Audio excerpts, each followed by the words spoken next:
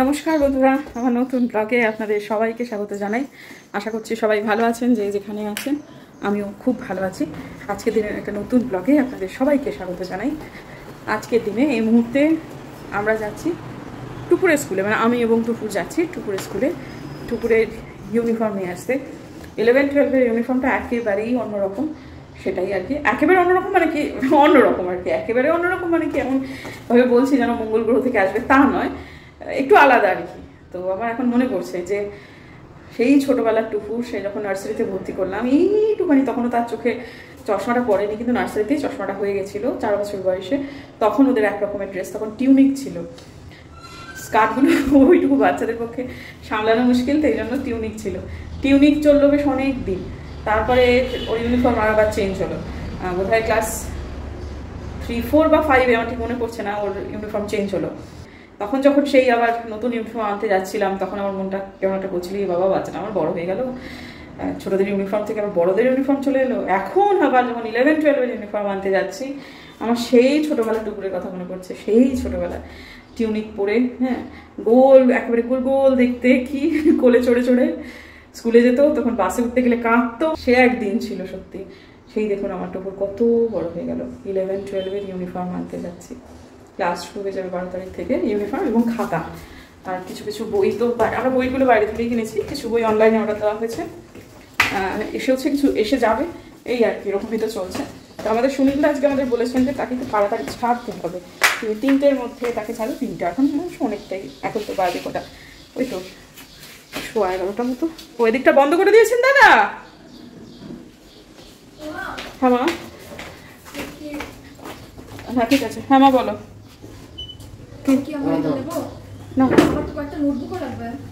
হ্যাঁ নোটবুক নেবে তো, আমি তো নেবো, সেটা তো। আলপনা দি, কোনাটাই শোনা যায়, দরজাটা দিয়ে দাও গো, দরজাটা বন্ধ করে দাও, এই সিঁড়ির দরজাটা বন্ধ করে দাও, দরজাটা বন্ধ করে দাও। হ্যাঁ বেরিয়ে গেছে। কেমন একটা লাগছে, বড় হয়ে যায় সব বাচ্চারা, সব মায়েদের এই ফিলিং হয়, সবারই হয়। প্রথম সন্তানের বেলায় তো খুব বেশি বেশি হয়, দ্বিতীয়টার বেলায় একটু সয়ে যায়, বা দ্বিতীয় বেলাতেও হয়। আসছি কাকু, চলুন দাদা, কালকে আপনার ছেলের সাথে, আজকে আপনার সাথে বেরোলাম। তো বেশ আনন্দের সাথেই, ভালো লাগছিল। ছোটবেলা টুপুরের কথা মনে পড়ছিল। বেশ সুনীলদার সাথে খোশ গল্প করতে করতেই রওনা দিচ্ছিলাম। তার মাঝখানে একটু আগেই অনলাইনে একটা অর্ডার এলো, সেটা টুপুর রিসিভ করলো, টুপুরের অর্ডার। সেটা কি এলো রে মা, সেটা জিজ্ঞেস করাতেই আমার দিকে এইরকম একটা লুক দিল। সেটা আসলে টুপুরের অর্ডার।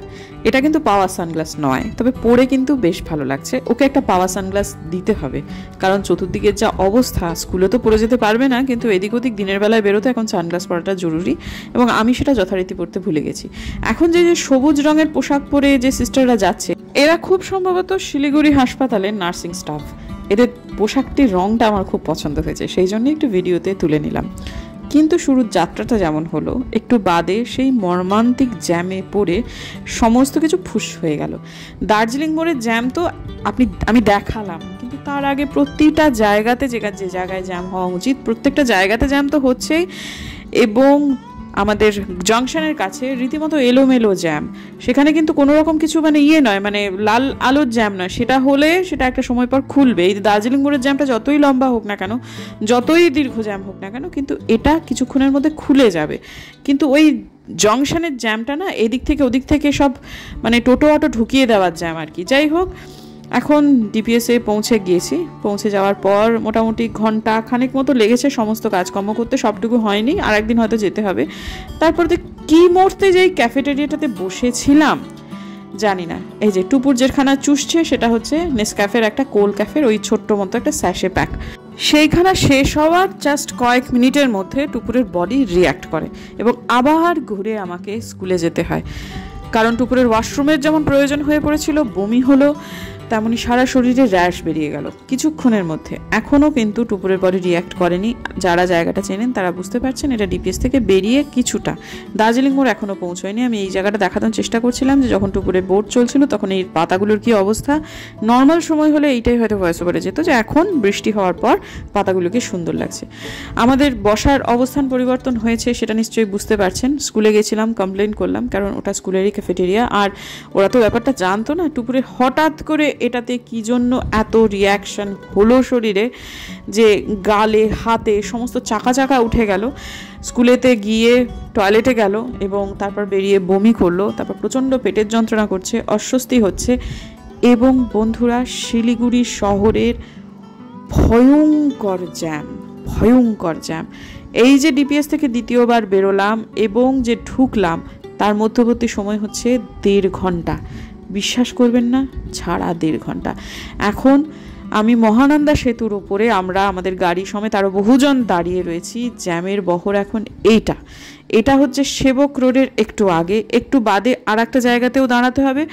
শেষটায় আমাদের এত ধৈর্য ভদ্রলোকের যে সুনীল দা, তিনি পর্যন্ত বিরক্ত হয়ে গেলেন। আর আমার অবস্থা বুঝতে পারছেন তো, যত তাড়াতাড়ি বাড়ি যেতে পারবো তত তাড়াতাড়ি মেয়েটাকে ওষুধ দিতে পারবো। বাচ্চাটার কষ্ট হচ্ছে, কিন্তু করার কিছু নেই।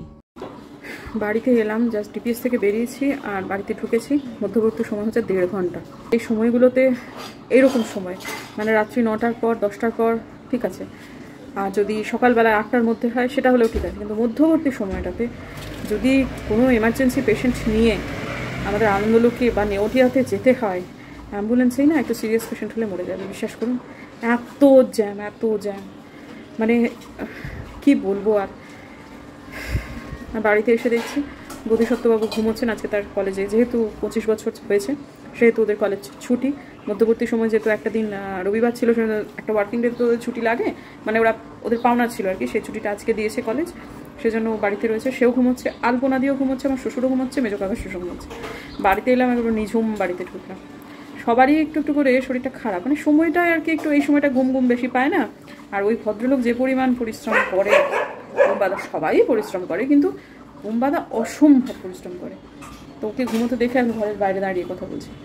তো যাই হোক, টুকুরে স্নানটা হয়ে গেল, টুকুর এখন আমি চানে যাবো। তারপরে আজকে আমার এই দোতলা ঠাকুরের জায়গাটা একটু পরিষ্কার করবো। আর তারপরে আজকে ভেবেছি, আকাশ যদিও যে গরমটা পড়েছে অভিজ্ঞতা অনুযায়ী শিলিগুড়িতে একটু বৃষ্টি হতে পারে, কিন্তু যদি বিকেল বা সন্ধ্যের মধ্যে বৃষ্টিটা না নামে তাহলে আমি কিছুটা নববর্ষের বাজারটা আজকে করে আনবো। অন্তত কাজে দিদিদের জন্য তো করতেই হবে। আর বাকিদেরটা মানে আমার বুম্বাদার আর টুকুরেরটা আমি অনলাইনে অর্ডার দিয়েছি, সেটা হয়তো চলে আসবে। কিন্তু নাইটি না, ওরা তো নাইটি নেবে, আর বিনামাসে একটা ছাপা শাড়ি, এগুলো ওই বাজারে গিয়ে কেনাই উচিত। আর আজকে যে কানের দুলটা পরেছি সেটা আমাকে মেয়ে এবার পুরীতে উপহার দিয়েছে।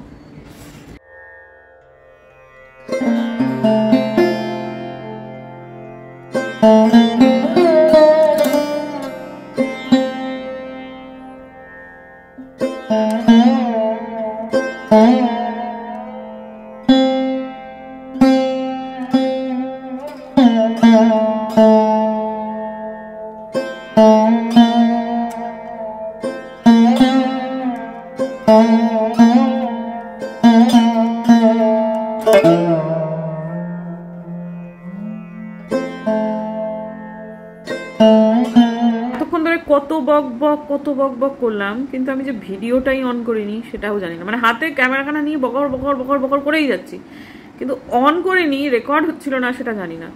শুভ সন্ধ্যা বন্ধুরা। এতক্ষণ আলপনা দিয়ে অনেক বক করে গেল খালি ক্যামেরার সামনে দাঁড়িয়ে। এই যে চা নিয়ে সন্ধ্যাবেলায় আপনাদের সামনে এলাম। আমাকে একটু যেতে হবে হচ্ছে বাজারে, যাব ভেবেছি। আমাদের পুরোহিত মশাই আজকে আসার কথা ছিল, কথা বলার কথা ছিল, কিন্তু তার আসা এবং কথা বলা কোনোটাই হলো না।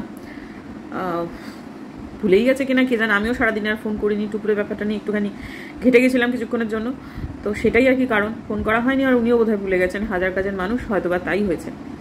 তো আমার না একটু যেতে হবে মার্কেটে, কারণ আমার ঘরেতে মুড়ি নেই, অনেক কিছুই নেই, সেগুলোর জন্য। আর মার্কেটে গেলে ওই ম্যাক্সি ট্যাক্সিও হয়ে যাবে, কিন্তু হকার্স কর্নারে তো ঢুকলে মনে হয় যে ভারতীয় মেয়েদের জাতীয় পোশাক নাইটি, সেই জন্য নাইটি ফাইটিগুলো কিনতে গেলে ওইখানেই ভালো। আর আলপনা দি মামুন এদের সবার জন্যই আমি ম্যাক্সি কিনবো, নাইটি কিনবো, সাথে সায়া সমেত। তো ওটার জন্য না ওই হকার্স কর্নারই ভালো। কিন্তু হকার্স কর্নারে গেলে যে আমার ওই মুড়িটা পাওয়া যাবে না, অত ভালো মুড়িখানা যেটা বিধান মার্কেটে পাওয়া যাবে। আসলে মার্কেটটা অনেক দূর, যেতে গেলে একটু ভাবতে হয়। হকার্স কর্নার যখন টুক করে পৌঁছে যাওয়া যায়, মার্কেটটা অনেকটা দূরে। এই যে এটাই আর কি কারণ, কোথায় যাবো ভাবছি আর কি। না হলে তো এক কথায় এক ঠাঙে মার্কেটেই যেতাম। আর একজন দেখলাম মন্তব্য করেছেন যে দাদা যে শাড়িটা তোমাকে দিয়েছে সেটা দেখাও। দেখানোই হয়নি, শাড়িটা ভুলেই গেছি। আরে কি বলবো, মানে যে শাড়ি অনায়াসে বাজারে 800, 900, 1000-এ পাওয়া যায়, সেটাই ওখানে 3700 কত টাকা দিয়ে কিনে দিল।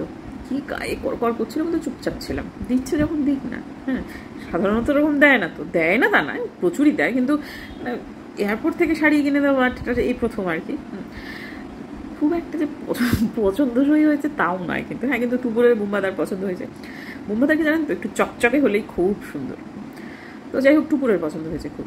শাড়িটা খুব একটা চকচকে নয়, কিন্তু যাই হোক আর কি, ঠিক আছে, দিয়েছে, এটাই আর কি। আমার যে ওটা শাড়ি, আমাকে যদি বলতো যে তুমি এটা নেবে না ওটা নেবে, আমি বলতাম আমি কোনোটাই নেবো না। মানে একটা শাড়িও আমার ভালো লাগছিল না। ঠিক আছে, তাও কিনে দিয়েছে, নিশ্চয়ই দেখাবো। তার আগে একটু চা পান করে নিই, একটু মার্কেটের থেকে ঘুরে আসি। আজকে নাহলে কালকে তো অবশ্যই দেখাবো। হঠাৎ করে টাটা দিলে?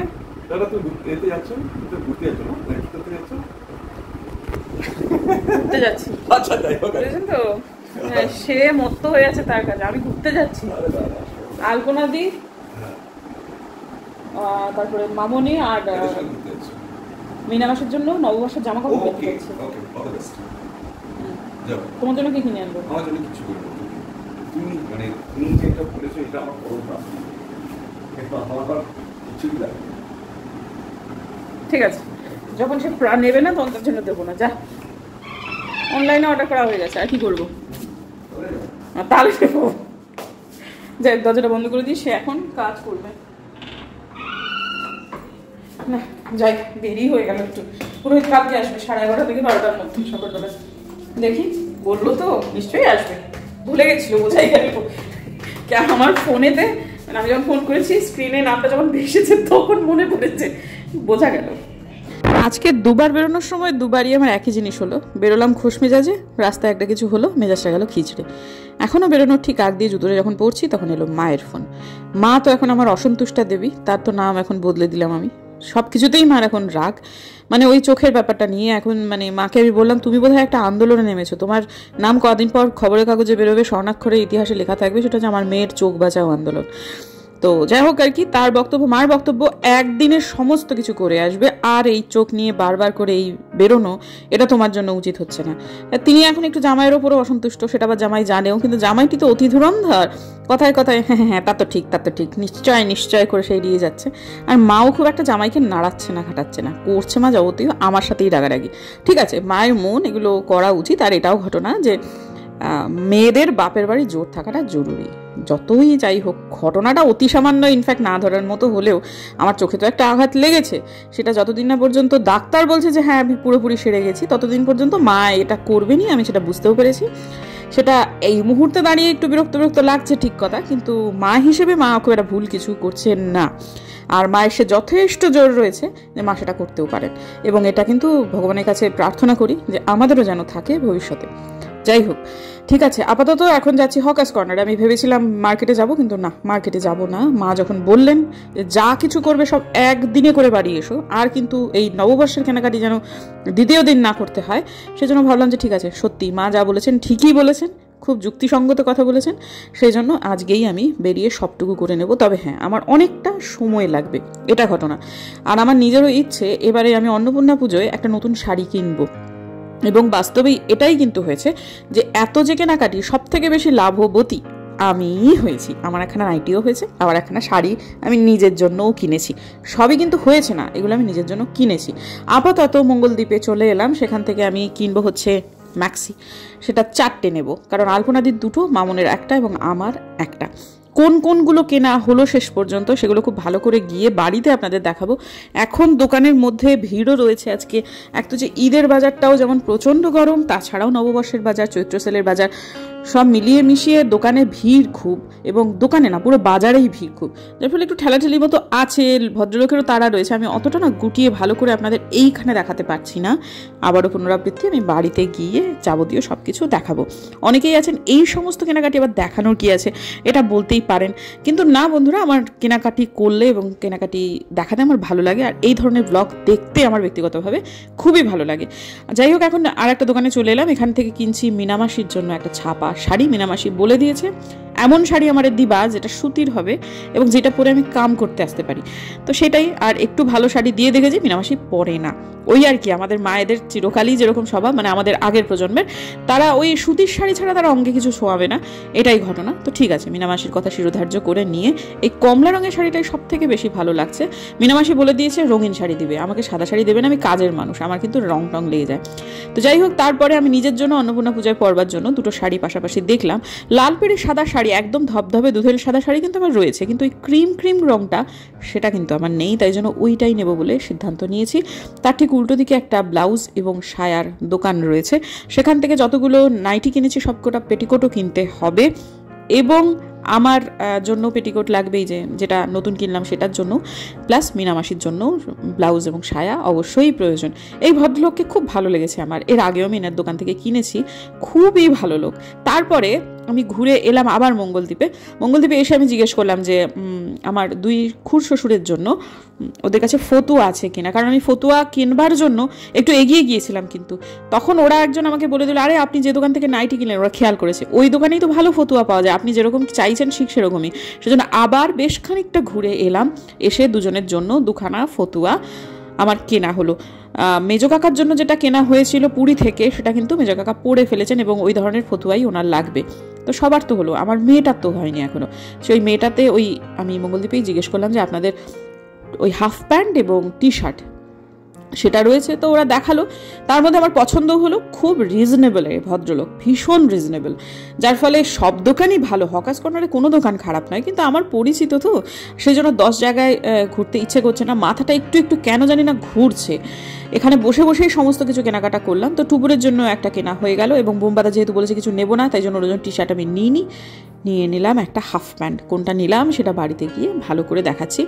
প্রচুর কেনাকাটা হয়ে গেল, এবং মা কিন্তু এই ধমকিটা দিয়েছিল জন্যই বাস্তবেই আজকে সমস্তটাই কেনাকাটা হলো, নাহলে কিন্তু আমি জাস্ট আজকে ভেবেছিলাম কাজের দিদিদের জন্য সবগুলো কিনে নিয়ে আমি আজকে চলে আসবো, তারপরে হয়তো বা অন্য কোনো দিন কিনতে পারি। কিন্তু তারপরে ভাবলাম যে সত্যিই তো আমার তো কিনতে ওইখানেই যেতে হবে এবং সেই সময়ও দিতে হবে, তাহলে মার কথাটা না শোনার কি কারণ আছে। তাই ভাবলাম হ্যাঁ, এটা ঘটনা, পরিশ্রম খুব হলো, অনেকক্ষণও বেশি সময় লাগলো যেটুকু হওয়ার কথা ছিল, অন্যান্য আরও কিছু কাজ করবার দরকার ছিল সেটাও আর হলো না, কিন্তু এটা ঠিক যে একটা কাজ একদিকে সম্পূর্ণই গুটিয়ে ফেলতে পারলাম। এখন মায়ের শাড়িটা কেনা বাকি রয়েছে, মা বলেছেন আমি শাড়ি নেব না, তুমি পুরী থেকে যে শাড়িটা এনেছো সেইটাই আমার জন্য ঠিক আছে। আর আমিও বাস্তবেই এটা বুঝতে পারছি যে মায়ের শাড়ি প্রচুর রয়েছে, মাকে শাড়ি দেওয়ার থেকে অন্য কিছু একটা দেওয়াটা অনেক বেশি উপযোগী, যেটা মায়ের সেই সংসারেতে কাজে লাগবে বা আমাদের দিনহাটার বাড়িতে কাজে লাগবে। তবে সেটা কি, সেটা আমাকে দিনহাটায় গিয়ে সরজমিনে দেখে সেটা বুঝতে হবে। মাকে কিছু জিজ্ঞেস করলে মা বলবে আমার সব আছে, আমার কিচ্ছু লাগবে না। আমাকে দিনহাটায় যেতে হবে, তারপর চোখ বুলিয়ে তাকাতে হবে, বুঝে নিতে হবে যে এইটা মায়ের লাগবে, সেইটাই আমি দিনহাটা থেকেই কিনে দেবো। সমস্ত মোটামুটি একদিনেই কেনাকাটাটা সেরে নিলাম। একটু তাড়াহুড়ো করছি কারণ আমার বাবা আর ওই কী বলে মেজো কাকা অপেক্ষা করছেন জিনিসটা দেখার জন্য। তো আগে দেখিয়ে দিই ওদেরটাই, গুরুজনেদেরটাই। এটা হচ্ছে দুটো ফতুয়া নিয়েছি গরমকালের জন্য, ঘরেতে পরার জন্য। দুজনের মধ্যে যে কেউ যেটা হোক একটা পছন্দ করে নেবেন। আচ্ছা, এটা হচ্ছে যখন দেখিয়ে দিয়েছি আরেকবার তাও দেখাচ্ছি, এটা হচ্ছে মিনামাসির একটা শাড়ি, ছাপা শাড়ি, এটা গেরুয়া রঙের, তার সাথে ম্যাচিং করে ব্লাউজ এবং সায়া রয়েছে। একটা হাফ প্যান্ট, ঘরে পরবার একটা হাফ প্যান্ট, আর এই একটা টি শার্ট যেটা টুকুরের জন্য।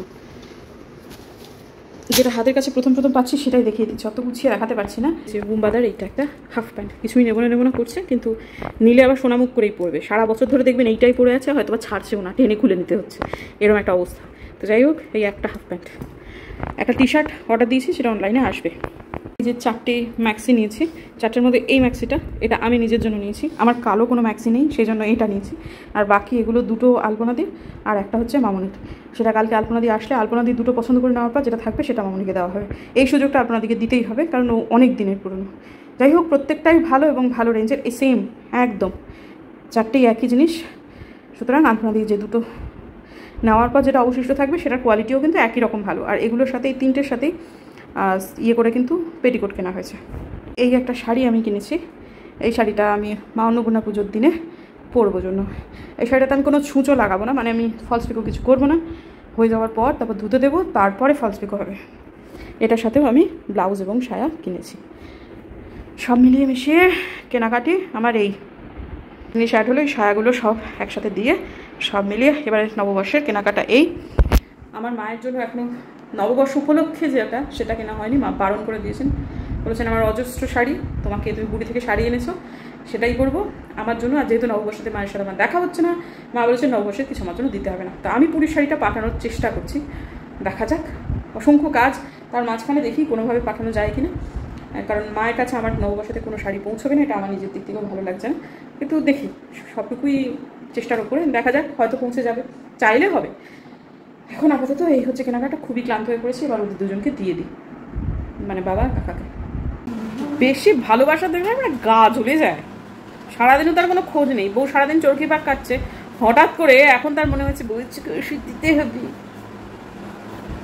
একটা দিয়ে দিয়েছে, এখন আবার 5 মিনিট, 5 নয় অনেকক্ষণই হয়ে গেছে, ভুলে গেছিল, ভুলে আও পড়লো ভেতরে, পড়লো তো রে বাবা, ঠিক আছে, যত সব দিনে 3 বার করে দেওয়ার কথা, দায়িত্বটা মেয়েই বেশি করে দিচ্ছে। সমস্ত কাজকর্ম শেষ হয়ে গেছে, আজকে হেনাও ভিজিয়ে ফেললাম, রান্নাঘরের সবটুকু কাজ মেটানোর পরে। যে দুপুর কয়েকদিন থেকেই বলছে মা হেনা করবো, হেনা করবো, হেনা ভেজাও, হেনা ভেজাও। আজকে যেমন বেশ গজগজ করছিল, হ্যাঁ তোমার রোজ রোজ একটা না একটা, একটা না একটা, আজকে তুমি রামকৃষ্ণ মিশনে যাবে, কালকে আমার স্কুলে যাবে, এই সব করে ধরো তোমার আসল কাজই হচ্ছে না আমার হেনা করাটা। ওর কাছে এখন হেনা করাটাই আসল কাজ, এই সাউডাঙ্গি যাওয়া, তারপর বইপত্র নিতে স্কুলে যাওয়া, সে সমস্ত কাজই হচ্ছে খারাপ কাজ আর কি। তো যাই হোক, আজকে খুব বকা খেয়েছে আমার কাছে সকালবেলাতে, যেগুলো কাজ জরুরি কাজ, তোমার হেনা করাটাই বরং কম। যাই হোক অনেকটাই নিচে আমার এবং ওর মাথার মতো করে, কালকে 9 তারিখ হয়ে যাবে, 10 তারিখেতে আবার ওর ওই ম্যাম ডেকেছেন যিনি ওই সেলফ মেকআপ কোর্সটা করি শিখিয়েছেন আর কি, ওই 5 দিনের কোর্স ছিল, সার্টিফিকেটটা এখনও ও পায়নি, সেই কারণেই ম্যাম ডেকে পাঠিয়েছে। তো সেদিনকে 12টার সময় কাজে, কালকে ছাড়া আর হবে না। তো কালকে আমাকে ওই ভদ্রলোক আসবেন 11টা থেকে 11:30টার মধ্যে, যেটা একটু আগে বললাম পুরোহিত মশাই, তো তার সাথে কথা হওয়ার পর তারপর আমার লাগাতে হবে, কাজে সকালবেলায় আমি লাগিয়ে বসে থাকতে পারবো না, হার্ডলি যেটা করতে পারি যে মেয়েকে লাগিয়ে দেবে, বাকিটুকু আমি পরে লাগাবো, এই আর কি। তো আজকে একটা জিনিস হয়েছে, সেটা হচ্ছে যে আমি অ্যাকোয়াগার্ডটা চলছে, যার ফলে এখন এত ঘুম পেয়েছে না, যে কথা বন্ধ করে যদি এখন শুয়ে পড়ি তাহলে ঘুমিয়ে পড়বো। তো আজকে আমি অনেকদিন পর হঠাৎ করে হাতটার দিকে চোখ গেল, চোখে মনে হচ্ছে এই রুড়িটা অনেকদিন পরে আছে, এবারে রূপোর একটা নতুন চুড়ি পরি বলে এই চুড়িটা খোঁজবার জন্য যেখানে আমার রূপো জিনিসপত্র থাকে সেখানে খুলতে গিয়ে ওই পুরীর যে কেনাকাটা জিনিসপত্রগুলো সেগুলো সুন্দর করে রেখে দিলাম, রেখে দিয়ে দেখছি ফিলিগ্রি কাজ করা খুব সুন্দর কয়েকটা জিনিসপত্র নেই, এবং এই চুড়িটাও নেই। মাথাটা গেল খারাপ হয়ে, তারপর থেকে যে তাণ্ডব আমার চললো, মানে এ ঘর ও ঘর সে ঘর করে টোরে আলটিমেটলি পেলাম, এই চুড়িটাও পেলাম, এবং যেগুলো ওই একটা আমার মা একটা দিয়েছিলেন, সেটা কলিঙ্গ ফিলিগ্রি থেকে, কলিঙ্গ ফিলিগ্রির দোকান আছে, সেটা ভিক্টোরিয়া ক্লাব হোটেলের একদম লাগোয়া, মানে ঢুকেই ভিক্টোরিয়া ক্লাব হোটেল ঢুকেই ডান দিকে কলিঙ্গ ফিলিগ্রি। এখন আছে কিনা জানি না, তখন আমরা যতবার গেছি আমরা কলিঙ্গ ফিলিগ্রি থেকেই কিনেছি। একটা সময় তো ছিল আমরা ভিক্টোরিয়া ক্লাব হোটেলে না উঠলেও আমরা কলিঙ্গ ফিলিগ্রি থেকেই রূপোর গয়না কিনতাম। তো এখন তো কিছুদিন কিনছি ওড়িশা ফিলিগ্রির দোকানটা। আচ্ছা, অনেকেই লোকেশনটা জিজ্ঞেস করেছেন, পুরীতে না রূপোর দোকান অনেক আছে, অনেক আছে, জগন্নাথ মন্দিরের ওই দিকটা তো প্রচুর। দাঁড়া একটু দেখে নিই, হ্যাঁ কলারটা এখন সামান্যই একটু বাকি আছে, ঠিক আছে। ওরা সব শুতে চলে গেল, যার ফলে ঘর আমি ত্যাগ করলাম।